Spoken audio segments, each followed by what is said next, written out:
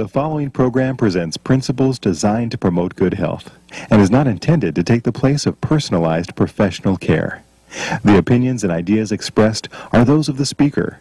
Viewers are encouraged to draw their own conclusions about the information presented.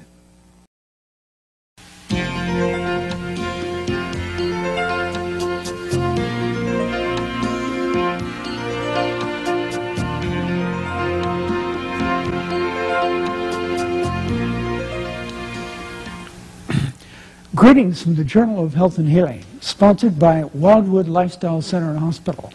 Our topic today is influenza. It keeps coming back year by year, season by season. What is going on with influenza? You know, the great physician reminds us from Matthew 24, verse 7, "For nation shall rise against nation, and kingdom against kingdom. And there shall be famines and pestilences." So see, you have a threefold sequence here in world health. Number one, war. This fractures the line of communication, and this promotes malnutrition in thousands of people, so that next you have famine. And famine wears down the immune system of the people, so that the people get sick, sicker, weaker, weaker. And as this happens, we know from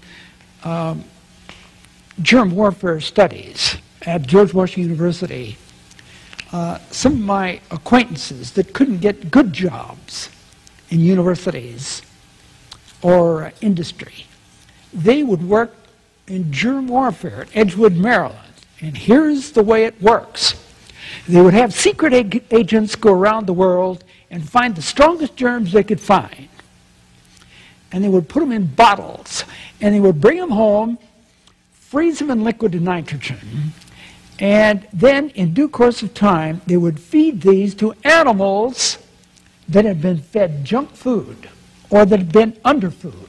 And using this strategy, the germs would get stronger and stronger and stronger until finally these germs can get strong enough to produce pestilence. Now, does this really work? It certainly does. Consider the First World War. During the First World War, hundreds and hundreds of ships were put down. Thousands and thousands of people were killed, and rail lines were broken up. Truck lines were broken up, and you actually had famine in certain portions of the world. So that the influenza germ got so strong that it killed approximately 20 million people. Now, let's take a look at the influenza virus so that we can get a little better understanding of why the flu germ can get so strong that it can kill people, many people indeed. Now, under the electron microscope, the influenza germ looks something like this. You have a core. And coming out from this core, you have hundreds of spikes like this. Looks ominous, doesn't it? Hundreds of spikes to spike the membranes of your throat and of your lungs. All the way around, here go these spikes. Now we're just getting started. Now, between the spikes, we have clubs. And these clubs they aren't quite as long as the spikes, but they look something like this.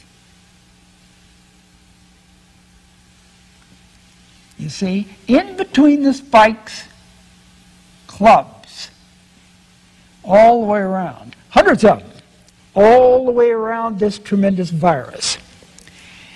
And in these clubs are special enzymes to get through the membrane, and then the blueprint of the virus is squirted through the club into the cells. My, isn't that a machine? A machinery of death right there. It's an ominous thing. But good news. The immune system of the human body has got ways to attack this. One of them is called lysozyme. This is discovered by Sir Alexander Fleming, the same man who discovered penicillin. And here's the way you spell it: lysozyme.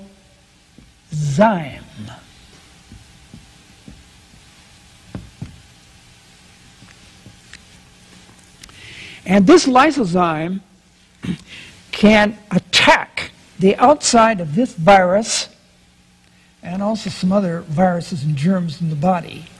And then other very strong proteolytic enzymes in the body can destroy the rest of this. So when the immune system is strong, you don't get influenza. Whereas if the germs are very thick, and if there are lots of them, and the immune system is weak, then the virus wins and you lose. And you see, that's not the half of the story. When the virus gets inside of the lung and attacks the lung, gets into the cell, then you have secondary invaders like pneumococci, strep, and other germs can come in, and they can come into the lung and kill the person. Now, what keeps lysozyme from working? Here's where this came about. When Sir Alexander Fleming discovered this natural antibiotic, the drug companies tried to exploit it, but it didn't work. Here's why. You've got to have an acid pH in the secretions of the body for lysozyme to work right. Where's it located? The eye makes lysozyme to keep from getting infections in your eye. The nose makes lysozyme. The throat makes lysozyme.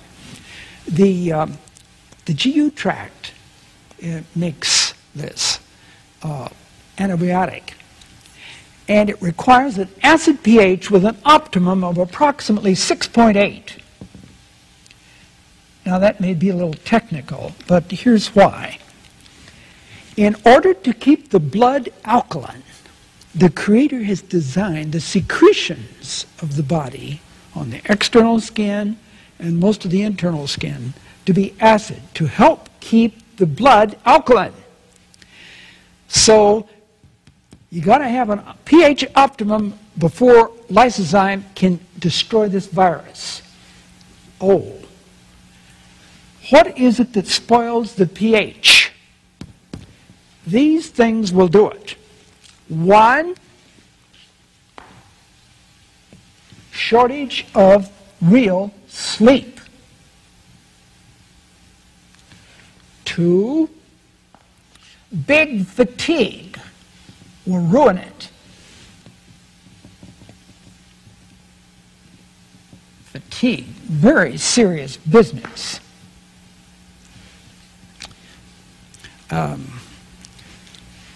A student of ours, Dr. Harding, has just produced a television program on fatigue busters. You get a chance to see it, do it. It'll really illuminate this fatigue business. This fatigue business not only makes plane crashes, freeway wrecks, and a lot of other trouble. Fatigue spoils the capacity of your immune system to deal with colds and influenza. We're dealing with influenza this particular lecture. Another thing that'll wipe out this mechanism is big, you could almost guess it, big stress.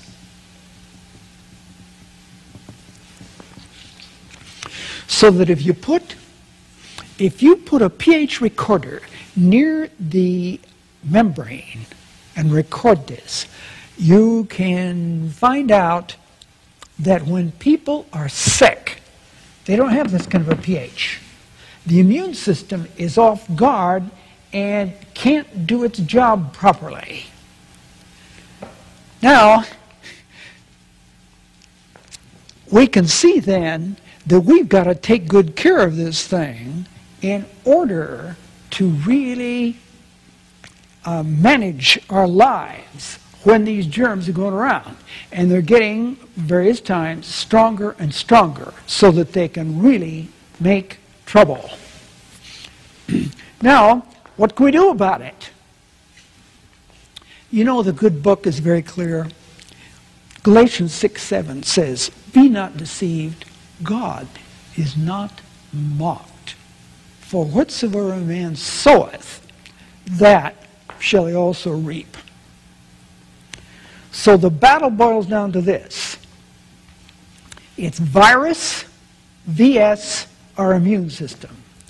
Now, what can we do to prevent influenza from killing an older person in our families, from killing children whose immune system is not perhaps built up properly yet? Well, there are several things we can do, and you will see they're very reasonable. Number one, we need regular sleep at night. It's not wise to spend half of the night watching violence and stressful movies and computer games. And it's one thing to surf the internet, and it's another thing to ruin yourself in the process. So we need to be temperate. We need to be steady about this. So, our first big solution to be on top of this thing is excellent sleep. That's an achievement in itself. Now, in order to have quality sleep, we need to have peace of mind. I do a lot of lecturing at Wildwood Lifestyle Center and Hospital, and we have patients coming from all over the country, and many of them have a lot of trouble sleeping. Caffeine will ruin the quality of sleep. And of course, violence, big stress, and irregular hours are very hard on sleep. But if we get good exercise, and if we go to bed with the stomach empty, because look, the alarm clock of the brain is called the reticular formation, and all of the senses, external and internal, send living wires to the reticular formation, so that if the stomach is got a lot of food in it, it will send stimuli up to the reticular formation, telling him to stay awake. So if we could crack the codes in the autonomic nervous system, we might hear a conversation like this. Stomach to brain. Brain, don't go to sleep yet. We're working on pizza. And then the brain will look down over the banisters of its computer excellence, down to the lowly stomach. And it might say something like this. Brain to stomach, shut up. Ah, but the stomach can reply two ways. Channel 1, through the nerves, like vagus. Channel 2, through chemicals in the blood. And it can say something like this to the brain. Say, brain, you'll be sorry. All right. So these chemicals and these electronic messages can go up to the reticular formation, and they can erode the quality of sleep, even to the tune of bad dreams and such. So a good night's sleep is nothing to sniff at. It is a remedy that is greatly neglected in intense competitive societies like hours. One of the most neglected things that we can do to improve the quality of sleep is to have a good, quiet time with God and His Word. And if we'll meditate about His promises, if we trust in His abiding love for us, individually and personally, then when we try to go to sleep, the mind will roll its burdens on God, and the brain can go to restful sleep, building sleep. Because look, it's during sleep when, excellent sleep, when growth hormone facilitates the active transport of the amino acids into all the cells of the body. No wonder it repairs the damages of the day. So when we have deep A-grade sleep, we have increased growth hormone. And this not only helps us grow, but it helps us to build new synapses in the brain. It helps our joints. It helps the chondrocytes in the joints. It helps the entire body to feel better and be better, so that in the morning we're ready for the bugs that may be in our community. Another thing we can do besides good sleep is early morning exercise. Bright tonic morning exercise will give you a little extra lift of cortisol. More modern term, cortisol. And this cortisol will tighten up the barriers of the body. It will help so that you have less depression or more abundant moods. You see, the sky is bluer, your friends look better, and on a morning after a good night's sleep and a good bout of early morning exercise, you feel like a winner instead of a loser. Who needs depression when you can live the abundant life? All right? Another thing we can do to help the immune system is an old fundamental called water. It's neglected. I had 2 glasses of water first thing this morning, and it's very obvious in physiological circles that plenty of water helps every cell of the body. You know, one of the first signs of old age is the cell's loss of water inside the womb of a growing child, of the fetus. So that the idea of dying thou shalt die starts before you're born. And one thing you can do to help this is to be very serious about steady water supply. Another thing that we can avoid is overwork. Overwork. If the devil can't spoil you by laziness, he may try to push your type A behavior into the other extreme, so that overwork, you can take a healthy, strong, vigorous person, and by steady, aperiodic, irregular overwork, they can become sitting duck for the strongest germ in the community. In this case, it could very well be influenza. Now, another thing we can get serious about is stress control. Stress control. I'll admit, the theory of stress is very easy, and the idea is this: reduce the stress, increase the strength, and go forward.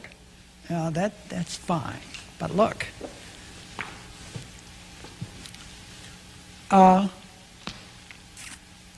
the Korean stock market, the Middle Eastern climate, the attitudes in Somalia and Libya, the business ethics in Russia, to say nothing about Wall Street and Washington.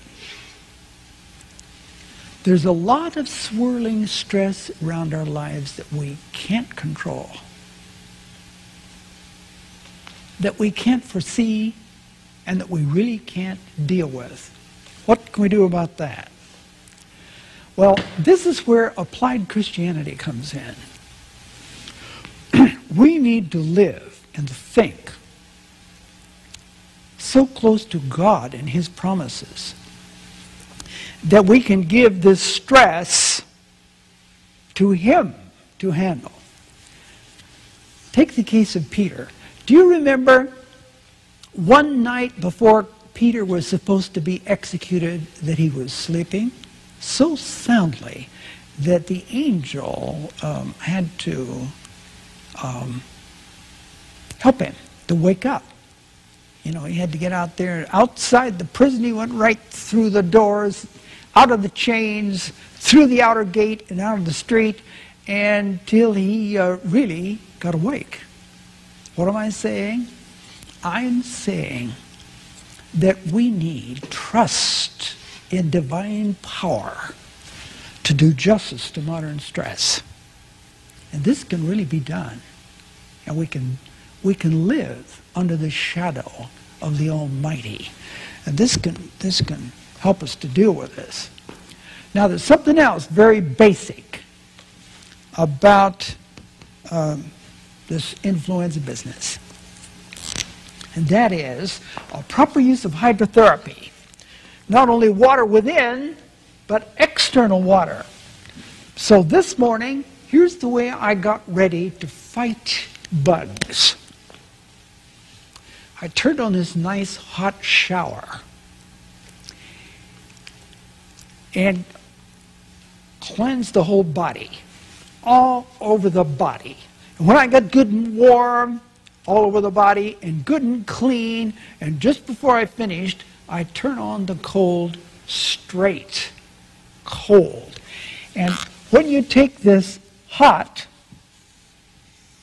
and then cold, and if you're fighting a bug, if you take a little hot-er and a little cold-er, and then if you'll take hot-est and cold-est, and then you take a good rough towel and just dry, see, all over, good and dry, and dress, you will have, this is Adventist coffee, really works. And it won't give you a hangover. It won't impair your DNA repair like caffeine does. And this will help your immune system. It's called vasomotor training in Scandinavia. It's very useful, scientific way to help you. Now, don't start this all of a sudden. If you're an older person, particularly if you're thin and aren't used to this kind of thing, well, you take a nice hot shower like this,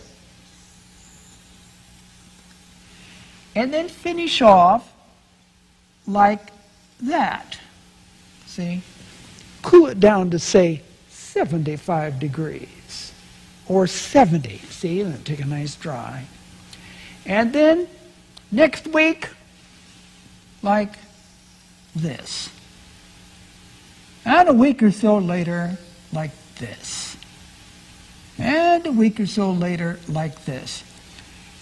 Because it's the reaction of the body, of the autonomic nervous system, and of the circulatory system that gives you the benefit of the immune system, not just the formality of the degrees of temperature. I'll admit, some of the Scandinavians, you heard in the news last week about the Polar Bear Club in Moscow. They broke through a foot of ice and jumped in the water. Now look, you don't have to do that to be healthy, really. And I'm sure you don't need their vodka. So that if you'll gradually work this into your program, you can use hydrotherapy, otherwise known as hydro. You can use hydro to help your immune system. Not only that, I learned this from Dr. Charles Thomas, graduate of Loma Linda University and Stanford University, and he had a standing arrangement with his students when he taught hydrotherapy to the medical students. When you feel the sniffles, the malaise, the vague pains, the muscle pains, and the early symptoms of flu, you come over to hydrotherapy, and we'll give you a brisk hydrotherapy treatment based on moist heat. And you see, the beautiful thing about moist heat is, moist heat will help, one, the microcirculation, to bring oxygen to the cells. Two, will help the hydrogen ion pump in the cells such that the pH of the secretions can go acid so that lysozyme can start killing germs instead of just scaring them. All right, so the net effect is this. When people are just coming down with a bug, if they will take a good hydrotherapy treatment, say like, for instance, a hot and cold shower with 3 changes, and if they'll take, say, eat an orange, or have a good glass of lemonade with plenty of lemon, and then go to bed. You see, it's a rule in hydrotherapy. At least 30 minutes of rest after a hydro treatment. So the Dr. Thomas would take these medical students, he would give them his super hydrotherapy, and then he would put them to bed. And here's the good news, great news. Most of these people that take this kind of a program can wipe out the germs so that they don't get the secondary invaders, they don't even get the full-blown influenza, and in the morning they wake up well. That is, now, if you wait until things have gone further and you have invasion of the lung, then the hydrotherapy program, given several times a day, is a very good idea to prevent secondary invaders and to prevent pneumonia. All right. So that there's plenty we can do then to understand what goes on in this business. And I'm reminded, you remember the 91st Psalm?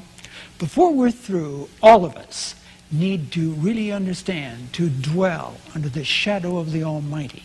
He is the great healer.